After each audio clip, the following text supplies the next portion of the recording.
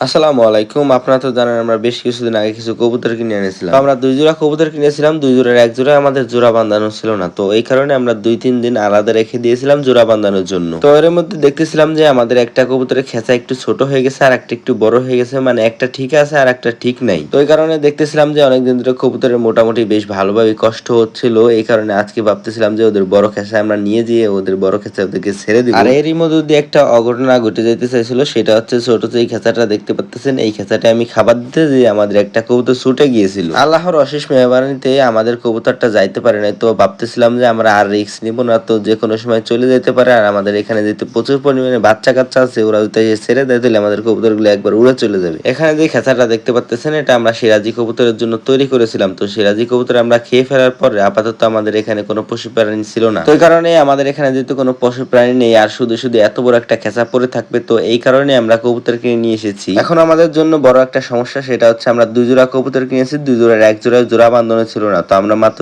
৩ দিন আমরা একসাথে রেখেছিলাম। তো আপনারা একটু বলে দেন যে আমাদের এখানে কি জোড়া বাঁধছে না না বাঁধছে। আমরা ওদেরকে আরো কিছুদিন খেঁচার মধ্যে আটকে রাখতে চাইছিলাম। তো ওরা যেহেতু আকাশ দিয়ে উড়ে বেড়াইছিল, তো ওরা খেঁচার মধ্যে থাকার ওরকম ভাবে কোনো অভ্যাস নাই। এই কারণে খেঁচার মধ্যে আমরা ২-৩ দিন যাবত আটকে রেখে বুঝতে পারলাম যে ওরা কোনো খাবার দাবার খাইতেছিল না ওরকম ভাবে। আর ওদেরকে একটু জায়গা দেওয়ার দরকার। তো এই কারণে আমরা এই খেঁচার মধ্যে এখন নিয়ে আসছি। আমাদের ইচ্ছা হচ্ছে ওরা এখন যদি ডিম পারে পারুক, না পারে না পারুক, কিন্তু ওদেরকে আমরা আর কোনো কষ্ট দিব না। মানে ওই যে অতটুকু জায়গার মধ্যে ওদেরকে আমরা আর রাখবো না, এই কারণে আমরা এখানে নিয়ে এসেছি। তো দেখতেই পারছেন যে ওদেরকে এই খেঁচার মধ্যে রাখার পর ওদেরকে কত সুন্দর দেখা যাচ্ছিল, আর মনে হচ্ছে যে আমাদের এই খেঁচাটা আবার নতুন জীবন পেয়েছে। যাই হোক, এখন আপনাদেরকে যেখানে নিয়ে যাচ্ছি এটা হচ্ছে আমাদের ঘরের সামনে একেবারে। তো আমরা এখানে ভাবতেছিলাম যে দেশি মুরগির খামার করব। আমরা এখানে খুবই শীঘ্রই আমরা দেশি মুরগির খামার করব। তো দেখতে পাচ্ছেন যে এই ঘরটা অনেক ভাঙাচোরা আছে। তো আমি দেখি ২-১ দিনের মধ্যে এই ঘরটাকে ঠিক করা যায় কিনা। আর আজকের ভিডিও কিন্তু কি দেখা হবে পরবর্তী আরেকটা ভিডিওতে এই ঘর ঠিক করা নিয়ে ভিডিও বানাবো ইনশাআল্লাহ।